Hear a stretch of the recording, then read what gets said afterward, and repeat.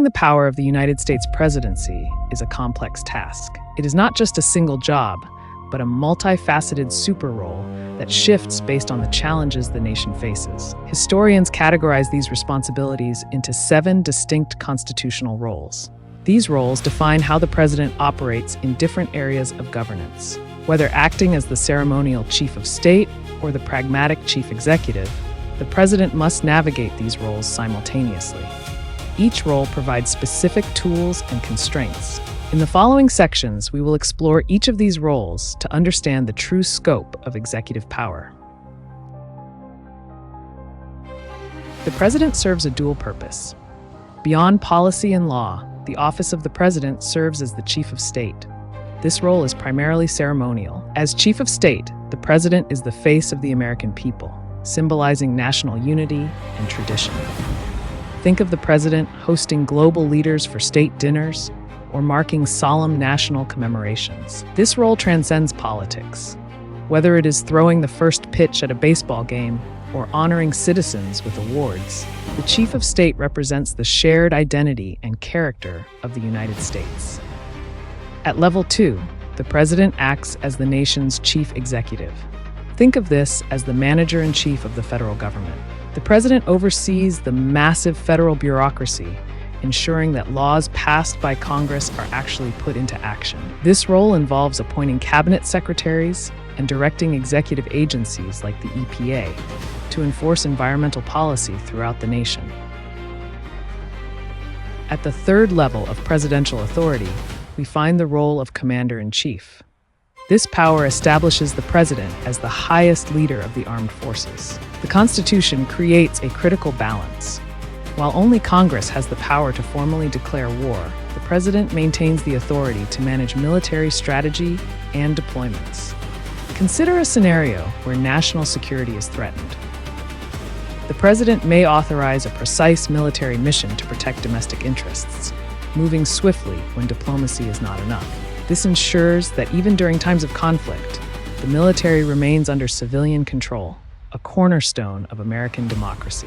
At the 4th level of presidential authority, the president serves as the nation's chief diplomat.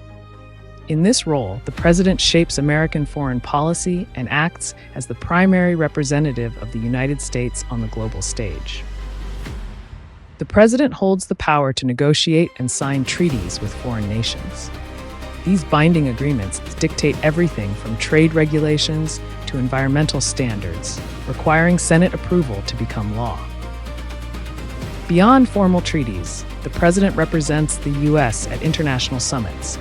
By interacting with world leaders, the president builds alliances and influences global stability, effectively acting as the voice of the nation in international diplomacy. From historic peace accords to daily interactions with heads of state, the chief diplomat uses the weight of the presidency to safeguard American interests abroad and promote international cooperation. The president serves many roles, but as chief legislator, they wield significant influence over the lawmaking process, shaping the national agenda. Through the State of the Union address, the president frames the national agenda, signaling to Congress and the public which priorities require immediate legislative action. The president also acts as a check against Congress. By exercising veto power, they can reject bills they oppose, forcing lawmakers to reconsider or abandon their proposals. Finally, the president uses the power of persuasion, meeting with congressional leaders to apply political pressure and build support for their legislative priorities. This constant dialogue between the White House and Capitol Hill is what makes the president a central figure in the legislative process. Beyond the official duties lies the role of chief of party.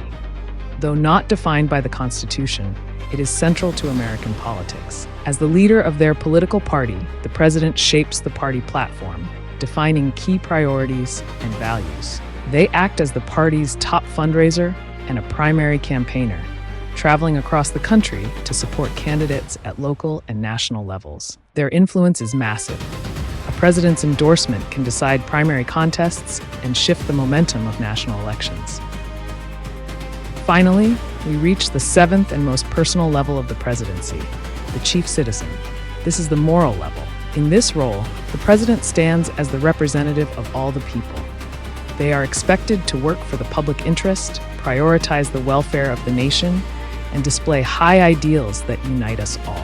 Throughout history, we have seen how this role defines the president as the primary guardian of our democracy.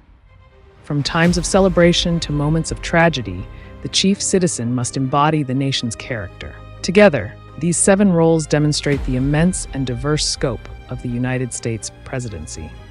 From executive management to moral leadership, it is a position designed to serve the people and uphold our highest ideals.